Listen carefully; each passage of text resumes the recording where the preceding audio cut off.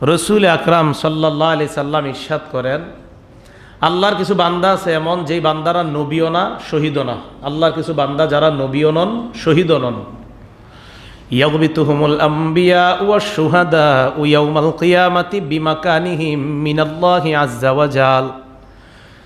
এই বান্দাগুলা নবী শহীদও না, তবে নবী এবং শহীদগণ কিয়ামতের ময়দানে এই বান্দাদের প্রতি ঈর্ষান্বিত হবেন। তাদেরকে ঈর্ষা করবে কেন?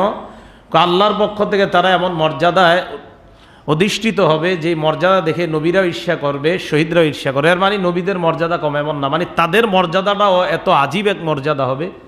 তো নবীরাও ঈর্ষা করবে যে তারা এত মর্যাদা কেন পাইল। নবীরাও ওনাদের চেয়ে কম মর্যাদা এমন না, কিন্তু বিষয়টা জান্নাতে তো এক এক স্তর হবে, এক এক মর্যাদা হবে। তো নবীরা বলবে যে এরা এই মর্যাদায় কেন আসলো, তারা তো নবীও না শহীদও না।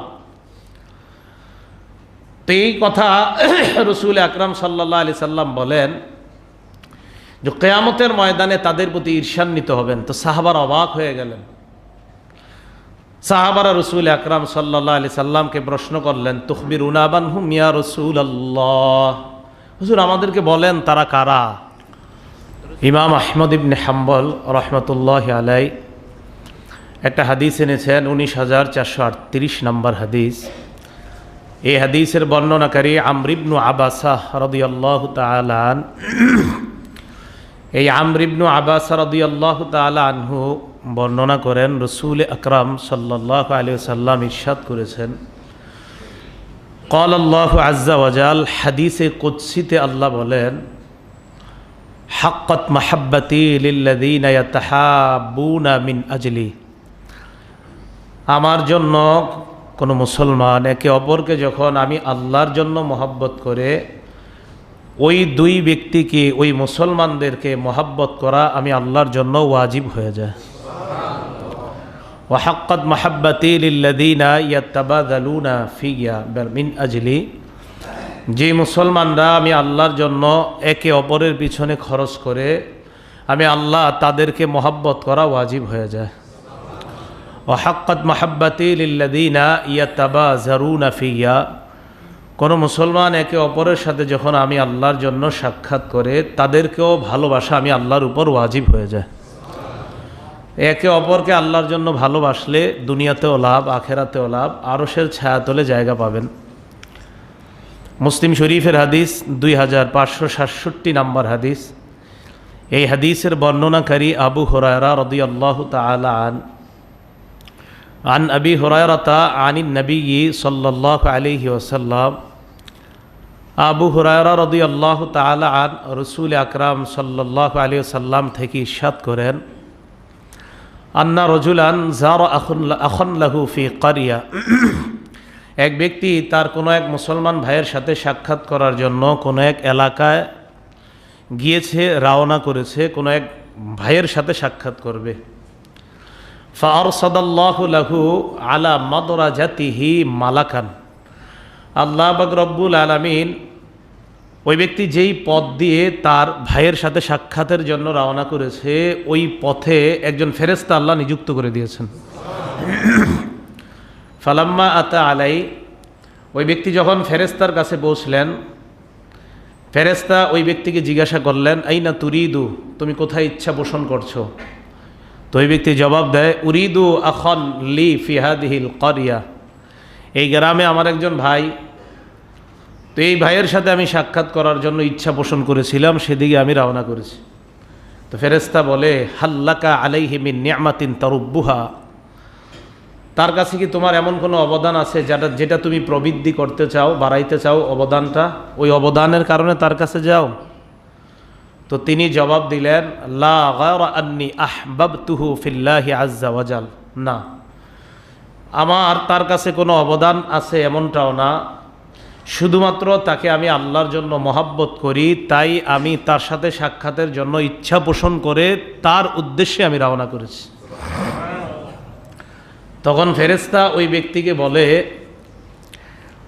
ফাইন্নী রাসূলুল্লাহি ইলাইকা, আমি আল্লাহর পক্ষ থেকে একজন দূত হয়ে তোমার কাছে এসেছি এই কথা জানিয়ে দেওয়ার জন্য, বিআন্নাল্লাহা আহাব্বাকা কামা আহবাবতাহু ফীহি, আল্লাহ পাক আমাকে পাঠিয়েছে তোমাকে এই কথা জানিয়ে দেওয়ার জন্য যে তুমি যেমন ওই মুসলমানকে শুধু আল্লাহর জন্য মহব্বত করো, আল্লাহও তোমাকে মহব্বত করে।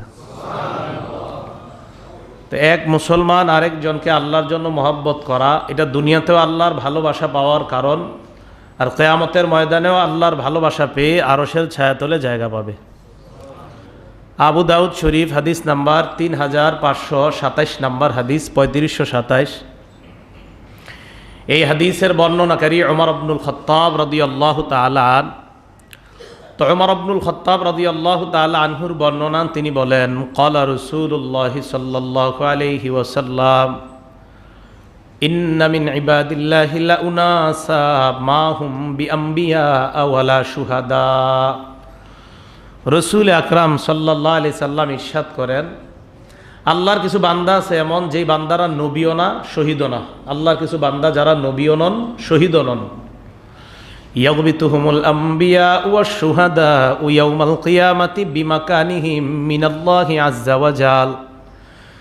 এই বান্দাগুলা নবী শহীদও না, তবে নবী এবং শহীদগণ কিয়ামতের ময়দানে এই বান্দাদের প্রতি ঈর্ষান্বিত হবেন। তাদেরকে ঈর্ষা করবে কেন? আল্লাহর পক্ষ থেকে তারা এমন মর্যাদায় অধিষ্ঠিত হবে যে মর্যাদা দেখে নবীরাও ঈর্ষা করবে, শহীদরাও ঈর্ষা করবে। এর মানে নবীদের মর্যাদা কম এমন না, মানে তাদের মর্যাদাটাও এত আজীব এক মর্যাদা হবে। তো নবীরাও ঈর্ষা করবে যে তারা এত মর্যাদা কেন পাইল। নবীরাও ওনাদের চেয়ে কম মর্যাদা এমন না, কিন্তু বিষয়টা জান্নাতে তো এক এক স্তর হবে, এক এক মর্যাদা হবে। তো নবীরা বলবে যে এরা এই মর্যাদায় কেন আসলো, তারা তো নবীও না শহীদও না। তো এই কথা রাসূল আকরাম সাল্লাল্লাহু আলাইহি সাল্লাম বলেন যে কিয়ামতের ময়দানে তাদের প্রতি ঈর্ষান্বিত হবেন। তো সাহাবারা অবাক হয়ে গেলেন। সাহাবারা রাসূল আকরাম সাল্লাল্লাহু আলাইহি সাল্লামকে প্রশ্ন করলেন, তুখবিরুনা বানহুম ইয়া রাসূলুল্লাহ, হুজুর আমাদেরকে বলেন তারা কারা। তো রাসূল আকরাম সাল্লাল্লাহু আলাইহি সাল্লাম জবাব দিলেন, হুম কওমুন তাহাব্বু বিরূহিল্লাহি আলা গায়রি আরহামিন বাইনাহুম। তারা এমন সম্প্রদায় যারা আল্লাহ পাক রব্বুল আলামিনের মহা অনুভবতার কারণে একজন আরেকজনের সাথে রক্তের সম্পর্ক না থাকা সত্ত্বেও শুধু আল্লাহর মহানুভবত, আল্লাহর দয়ার কারণে একে অপরকে মহব্বত করে, কিন্তু তারা কোনো আত্মীয় না, রক্তের সম্পর্ক না, শুধু আল্লাহর জন্য একে অপরকে মহব্বত করে। ওয়ালা আমওয়ালিন ইয়াতাআতাউনাহা, তাদের মাঝে টাকা পয়সারও কোনো সম্পর্ক না, যে সম্পদ দিয়ে টাকা পয়সা দিয়ে একজন আরেকজনকে উপকার করছে এমনও না, শুধু আল্লাহর জন্য মহব্বত করে। তো রাসূল আকরাম সাল্লাল্লাহু আলাইহি সাল্লাম বলেন, ওয়াল্লাহি ইন্না উজুহাহুম লানুরুন, আল্লাহর কসম কিয়ামতের ময়দানে তাদের চেহারাগুলা উজ্জ্বল হবে, নূর হবে তাদের চেহারার মধ্যে। ওয়া ইন্নাহুম আলা নূরিন, কিয়ামতের ময়দানে তারা নূরের সিংহাসনের মধ্যে বসা থাকবে। লা ইয়াখাফুনা ইযা খাফান নাস, কিয়ামতের ময়দানে মানুষ যখন ভীত সন্ত্রস্ত হবে তখন তারা ভীত হবে না, তারা ভয় পাবে না, মানুষ ভয় পাবে। ওয়ালা ইয়াহজানুনা ইযা হাজিনান নাস, মানুষ যখন কিয়ামতের ময়দানে পেরেশান হবে তারা পেরেশানগ্রস্ত হবে না। তাহলে একে অপরকে আল্লাহর জন্য মহব্বত করার ফায়দা দুনিয়াতেও আছে, কিয়ামতের ময়দানেও আছে। তো এটা হলো 4 নাম্বার, আরশের ছায়াতলে যারা জায়গা পাবে, একজন আরেকজনকে আল্লাহর জন্য মহব্বত করে, তারা কিয়ামতের ময়দানে আল্লাহর আরশের ছায়াতলে আল্লাহ তাদেরকে জায়গা দান করবেন। 5 নাম্বার, ওয়ারাজুলুন যাকারাল্লাহা খালিয়ান ফাফাদাত আইনাহ।